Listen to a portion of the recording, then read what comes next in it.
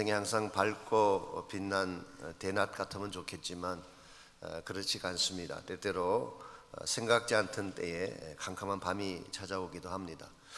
우리 인생에 갑자기 밤이 왔을 때 우리를 보호해 줄 그 무엇인가가 없다면 우리는 그 밤을 잘 통과할 수가 없습니다. 제가 몇 년 전에 ABC 뉴스가 제공한 영상 클립 하나를 본 적이 있습니다. 인터뷰한 그런 내용이었는데요. 인디애나폴리스에 살고 있는 앤젤라 몬테즈라고 하는 여자분과 인터뷰한 그런 내용이었습니다.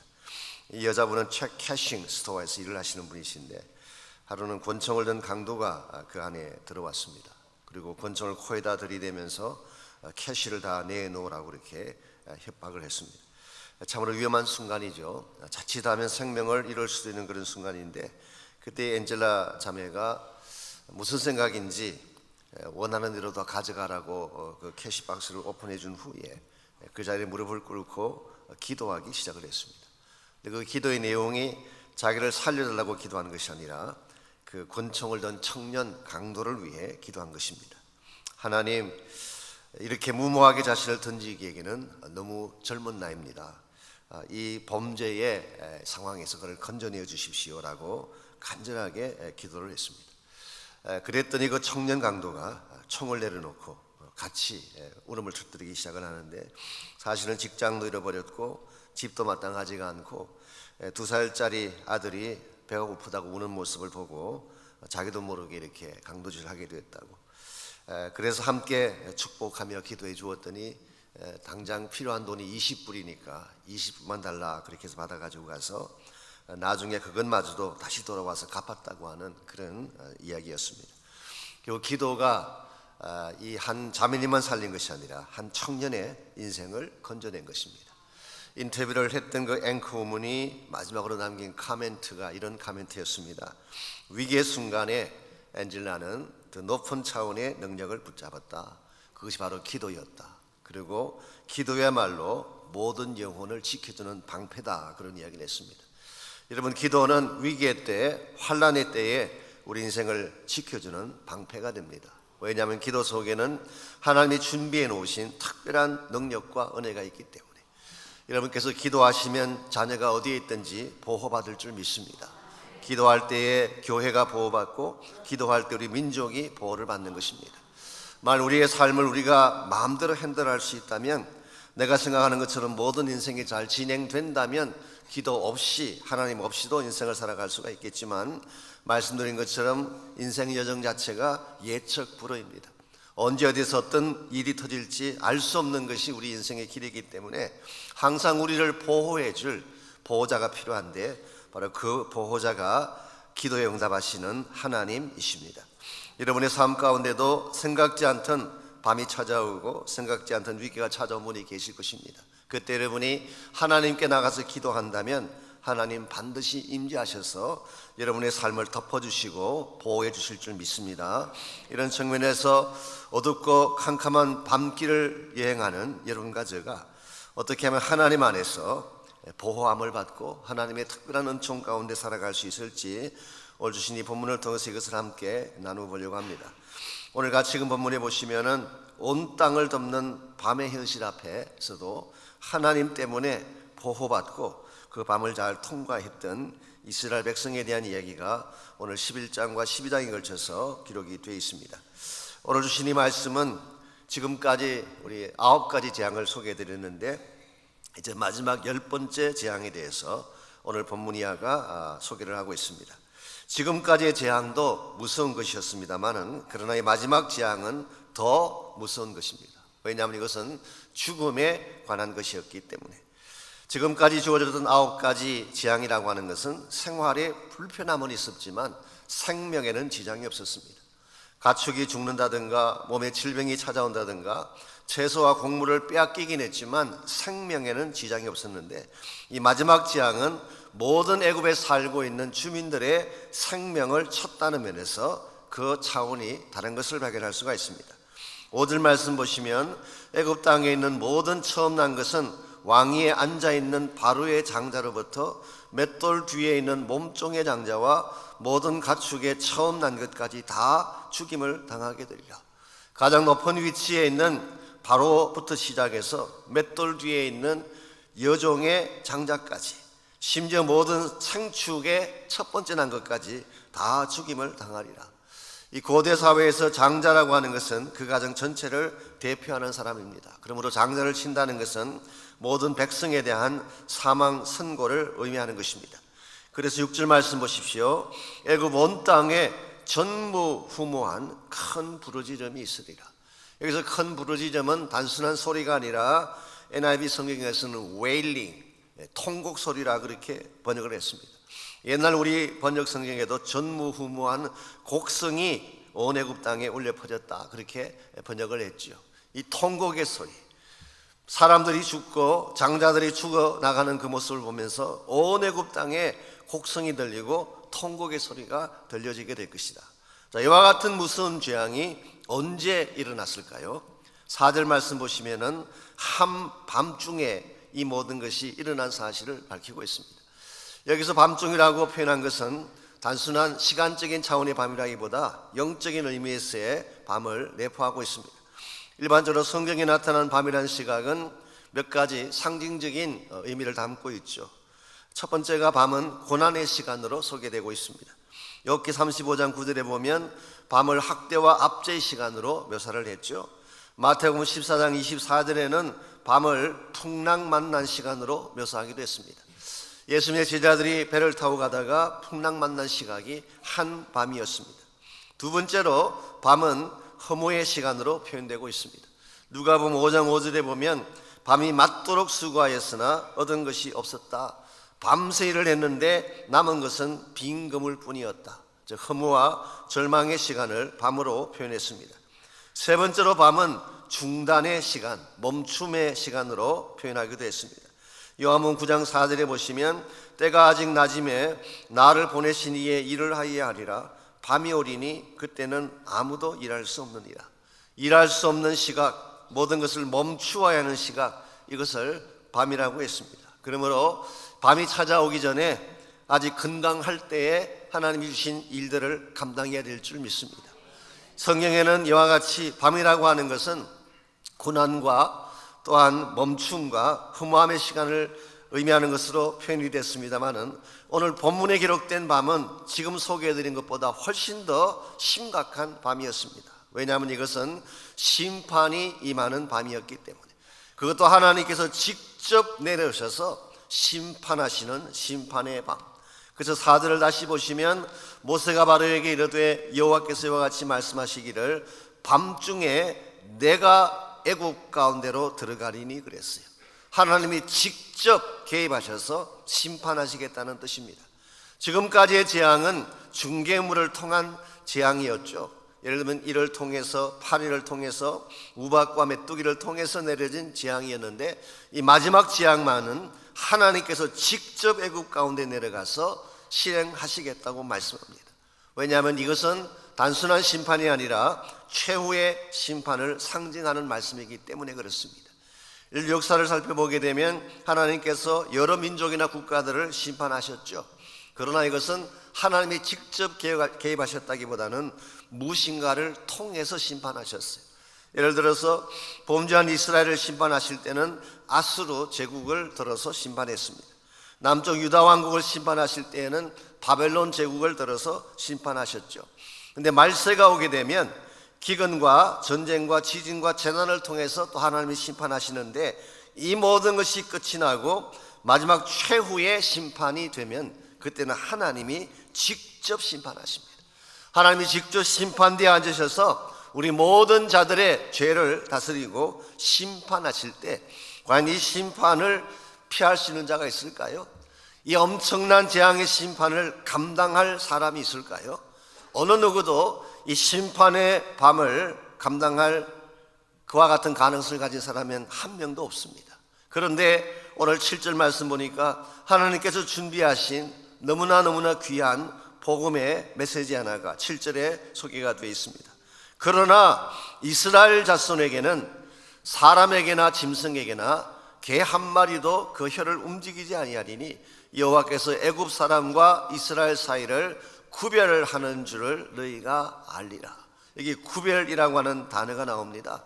하나님께서 온 땅을 심판하시는데 애굽에 있는 모든 장자들을 다 치시고 가축까지도 다 치시는데 이스라엘 백성, 하나님의 백성만은 그 심판의 한가운데서도 구별하시겠다, 따로 떼어서 다루시겠다, 그런 뜻입니다.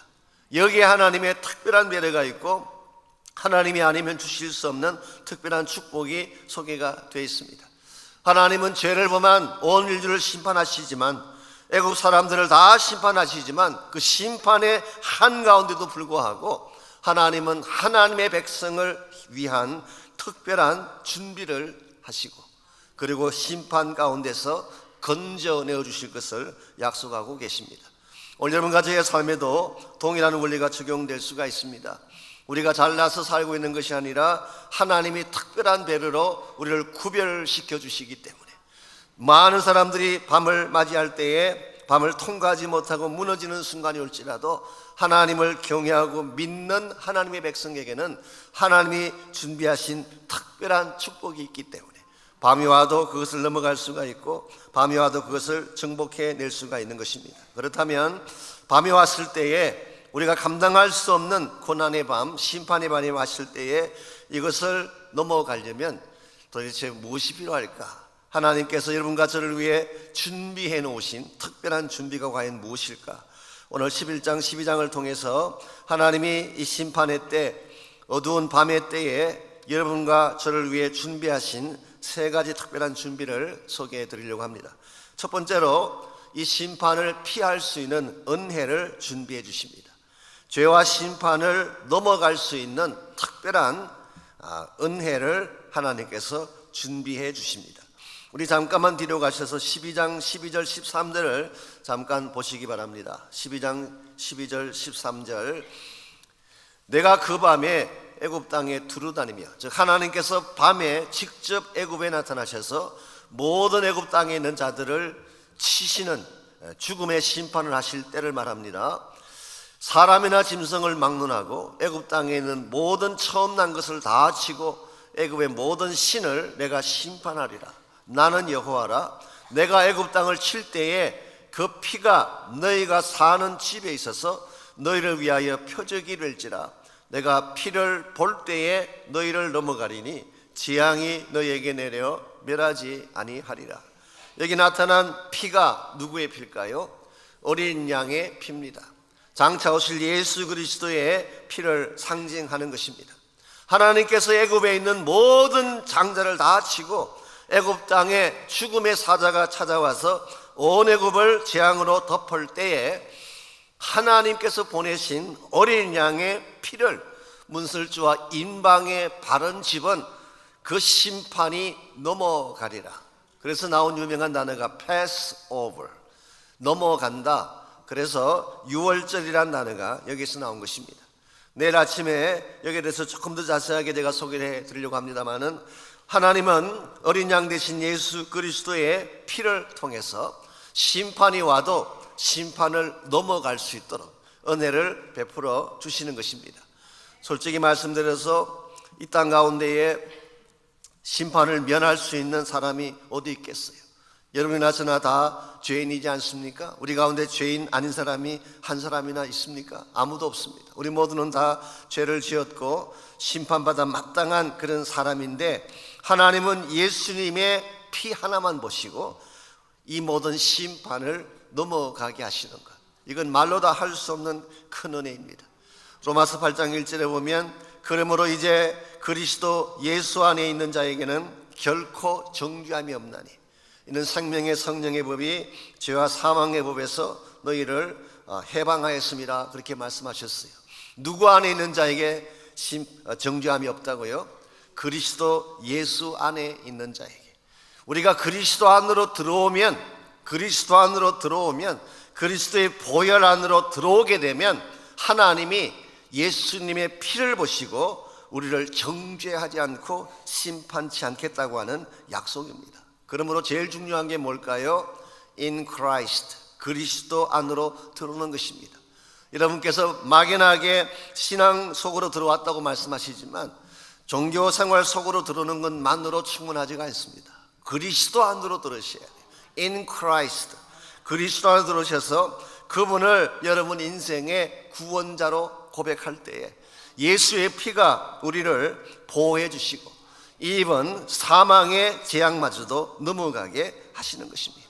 이런 면에서 우리가 예수님을 믿고 그리스도 안에 사는 삶이 얼마나 큰 축복인지, 제가 가끔 그 장례 예배를 이렇게 인도하다 보면 항상 그런 것은 아니지만 어쩌다 믿지 않고 세상을 떠나신 분의 그 장례를 집례할 때가 있습니다.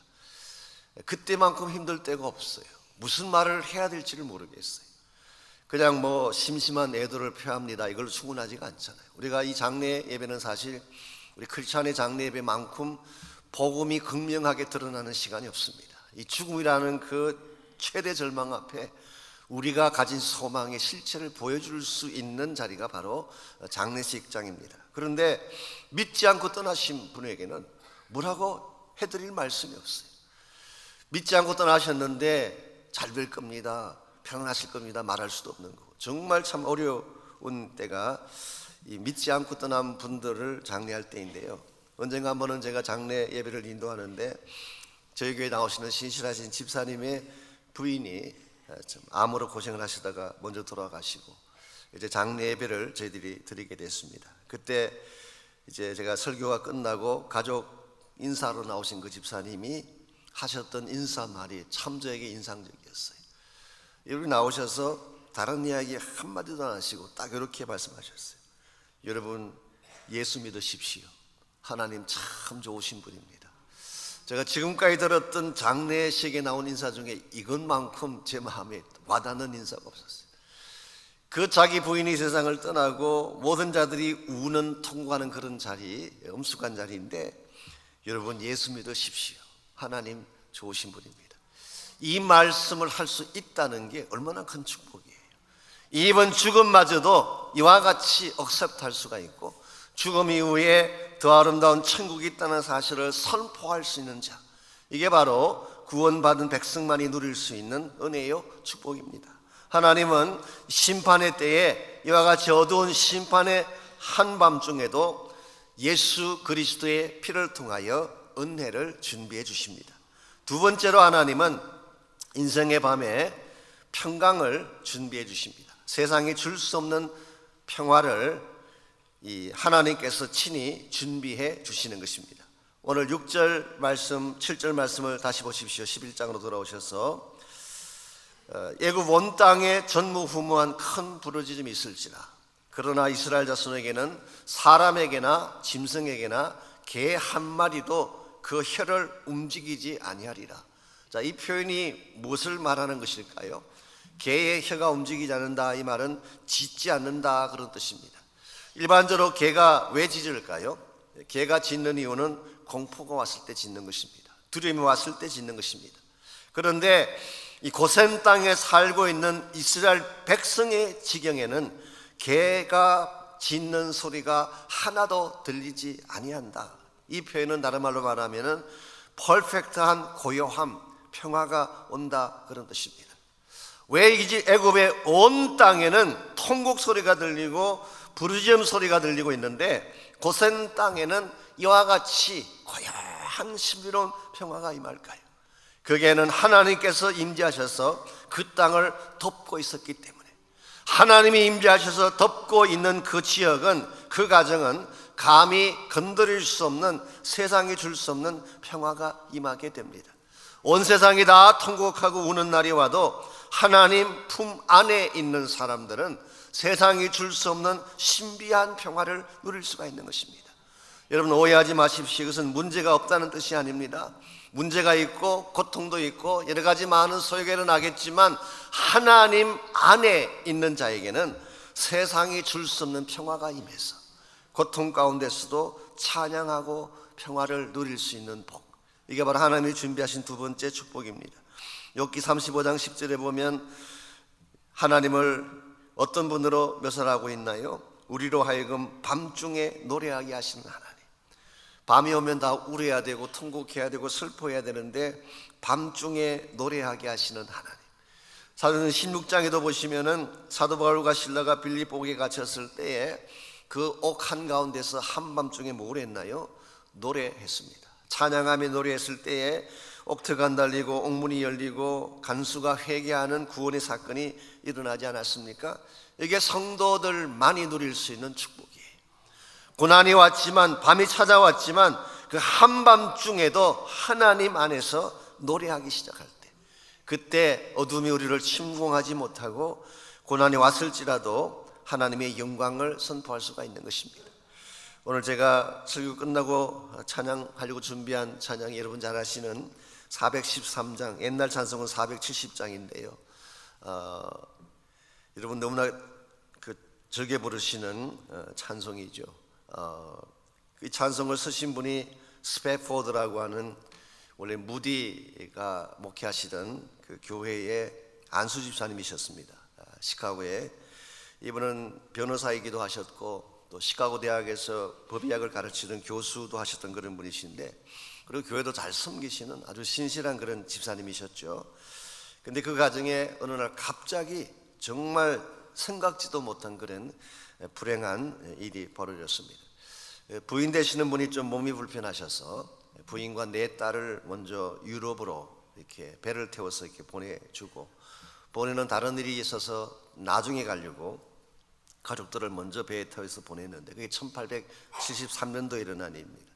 그 배가 대서양 한가운데서 다른 배와 충돌을 하면서 침몰을 하게 됐습니다. 그 결과 부인은 구조를 받았지만 그 사랑하는 네 딸이 그 바다에 수장되어서 세상을 떠나고 만 것입니다. 이 소식이 시카고에 있는 스패포드에게 전보로 왔습니다. 그때 이 전보를 받아든 이 스패포드가 얼마나 가슴이 미어지겠어요. 졸지에 사랑하는 네 딸이 세상을 떠난 것입니다. 그때에 이분이 배를 타고 다시 배상을 떠나갈 때에 함께 가던 동행자가 말을 했습니다. 바로 이 지점이 사고가 났던 그 지점이라고 말해 주었을 때에 정말 그는 가판 위에 올라가서 견딜 수 없는 그 고통과 아픔을 가지고 처음에는 울음을 터뜨리고 아파하고 힘들어했죠. 그러나 그분은 그 고통 가운데서도 계속 하나님 앞에 기도하고 기도하는 중에 한 새벽 3시 정도가 됐을 때에 그의 마음 가운데에 신비로울 정도의 평화가 찾아옵니다. 분명히 내 딸은 세상을 떠났고 자기 가정은 하루아침에 큰 고통 가운데 처했음에도 불구하고 새벽 3시경에 정말 말로 표현할 수 없는, 설명할 수 없는 평화가 그의 마음속에 주어졌어요. 그때 이분이 자기 마음속에 주어진 이 평강을 시로 적은 것이 우리가 부르게 된 470장 옛날 찬송, 내 평생에 가는 길 순탄하여 널 잔잔한 강 같든지 큰 풍파로 무섭고 어렵든지 나의 영혼은 널 편하다. It is well with my soul. 나의 영혼은 항상 편안하다. 풍랑이 왔지만, 사랑하는 나의 딸을 삼켜갔지만 하나님께서 나의 가정을 지켜주지 아니하고 이 풍랑 가운데 처하도록 두셨지만, 그러나 still 하나님 안에서 세상에 줄 수 없는 신비로운 평안을 노래했던 사람. 이 찬양이 얼마나 많은 사람들을 살리고 이렇게 세우는지 다 표현할 수가 없습니다. 지금까지 수백 년 동안 고통 가운데 있는 사람들에게 희망을 안겨줬던 찬양이 그 고통 가운데 나온 것입니다. 오늘 우리 인생 가운데도 생각지 않았던 어려움이 찾아오고 문제가 찾아오겠지만 하나님 안에 있는 자에게는 이 평안을 하나님이 주십니다. 마지막 세 번째로 하나님 안에 있는 자에게는 비전을 준비해 주십니다. 비전을 준비했습니다. 참 한 가지 특이할 일은 오늘 본문에 보면 밤이 왔는데 이 밤이 오히려 이스라엘 민족으로 하여금 새 비전의 길을 떠나는 출발점이 된 사실을 오늘 성경이 밝히고 있습니다. 하나님 안에서 심판과 통곡을 면제받은 것 참 큰 축복이죠. 그리고 하나님 안에서 세상에 알 수 없는 평화를 누리게 된 것도 참 큰 축복이긴 한데, 그러나 거기에서 멈추게 되면 하나님이 정말 주기를 원하시는 은혜를 누릴 수가 없습니다. 우리는 이 축복을 받은 후에 새로운 비전의 길을 향해 출발해야 됩니다. 오늘 본문에 나오는 그 밤이 실제로는 언제였는지 아십니까? 날짜를 가지고 이야기하자면은 니산 14일이었습니다. 니산 14일. 이것은 모세가 최후의 경고를 하고 나온 그 밤이 아니라 그러고 나서 한 나흘 정도가 지난 니산 14일 밤. 민수기 33장 3절에 보면은 바로 그 다음 날인 니산 15일에 출애굽이 일어났다고 밝히고 있습니다. 하나님께서는 이스라엘 백성을 죽음의 재앙에서 건지신 것으로 끝내지 아니하시고 이제는 그곳을 떠나 하나님이 주시는 약속의 땅으로 가게 하신 것입니다. 이것이 오늘 여러분과 저를 향하신 하나님의 뜻이기도 합니다. 우리는 옛 생활에 머물러 있어서는 안 됩니다. 옛 가치관이나 또 옛 섭성에 머물러서 목적 없이 사는 자가 되는 것이 아니라 우리는 다시 새로운 비전의 길을 향해 떠나야 하는 존재들. 그래야만 하나님이 정말 우리를 통해 이루기를 원하시는 목적이 성취될 수 있기 때문에 여러분과 제가 이번에 40일간의 비전의 대장정을 갖는 이유도 여기에 있습니다. 우리의 마음은 자꾸 세상에 머물고 싶어하고 세상 가운데서 누리고 싶어하는 성향을 가지고 있기 때문에 이와 같은 우리의 애굽을 향한 마음을 끊고 하나님이 준비하신 참된 차원의 가난을 향해 가려면은 우리에게 결단이 필요하고 새로운 출발의 시작이 필요하기 때문에 그러므로 저희 교회도 마찬가지고 여러분 한 분 한 분의 삶도 마찬가지입니다. 우리가 있는 그곳에 그냥 머무는 것은 하나님이 기뻐하는 모습이 아닙니다. 이제는 애굽을 떠나고 내가 그동안에 편안하게 누렸던 모든 것들을 다 떠나서 하나님이 준비하신 비전을 향해 하나님 나라의 꿈을 향해 나아갈 수 있을 때에 하나님 우리 인생을 통해 새로운 열매도 주시고 또 하나님 사이의 목적도 이루게 하시는 것입니다. 여러분과 저의 삶 가운데도 밤은 찾아올 수가 있습니다. 생각지 않은 때에 예측하지 못한 순간에 어려운 시간들이 우리를 공격할 수가 있겠죠.